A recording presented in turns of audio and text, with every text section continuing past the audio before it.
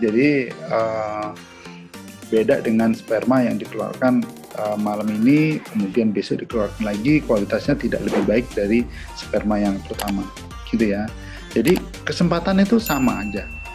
Yang membedakan adalah bisa saya kategorikan 3 ya. Yang pertama adalah usia.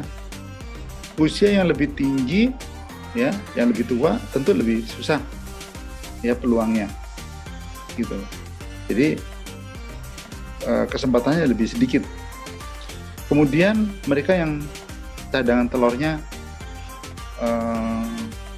kurang ya, dicek dengan AMH, anti Müllerian hormon. Anti Müllerian hormonnya misalnya rendah, kurang dari 1. Nah ini juga punya peluang yang lebih rendah, gitu ya. Kemudian yang ketiga antral folikel. Jadi pada saat saya evaluasi di hari pertama ya, haid, kedua haid atau ketiga haid, ini folikel yang tampak itu disebut dengan antral folikel. Nah, kalau tiga-tiganya usia di atas 35, kemudian jumlah cadangan telurnya sudah rendah, antral folikel yang tampak, yang kelihatan pada saat pemeriksaan juga rendah sedikit, tentu kesempatannya akan lebih kecil, gitu ya. Untuk memulai lagi besok jangan nunggu waktu lagi seperti yang tadi saya sarankan, diistirahatkan 1 atau 2 bulan.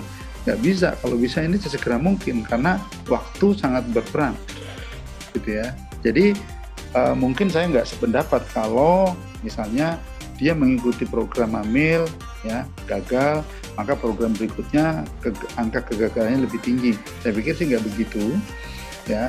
Jadi kegagalan atau kesempatan itu didasarkan pada 3 hal tadi ya, bisa pada faktor usia gitu ya. Jadi pada peluang ya, kalau menurut saya ya, bisa pada faktor usia, kemudian ya tentu usia yang lebih tua ya, rata-rata kualitas telurnya tidak bagus, tidak sebagus dengan sel telur yang didapat pada usia yang muda. Jadi Mbak Nehita ya. Jadi menurut saya sih pada peluang, bukan pada kesempatan berikutnya.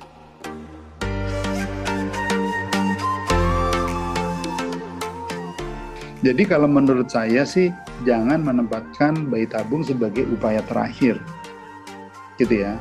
Harus disesuaikan dengan identifikasi masalah yang ada.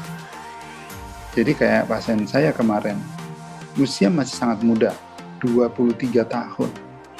Kemudian dia baru menikah 3 bulan, gitu ya. Jadi ini kan usia sangat muda, dan dia juga baru menikah 3 bulan. Tapi ternyata saya periksa, dia menopause. Ya, mungkin di kedokteran namanya premature ovarian failure. Jadi kegagalan dari fungsi indung telur. Ya, semuanya sama dengan orang menopause. Hormonnya juga naik, cadangan telurnya juga drop. Malah saya nggak dapat telur itu beberapa kali, ya, dari beberapa kali USG. Akhirnya saya kasih treatment dan sebagainya. Kemudian dia muncul telur, langsung bayi tabung, gitu ya. Jadi jangan menempatkan bayi tabung itu di posisi terakhir. Jadi walaupun dia walaupun baru menikah dan usia masih sangat muda, kalau ada case seperti itu, pilihannya adalah bayi tabung.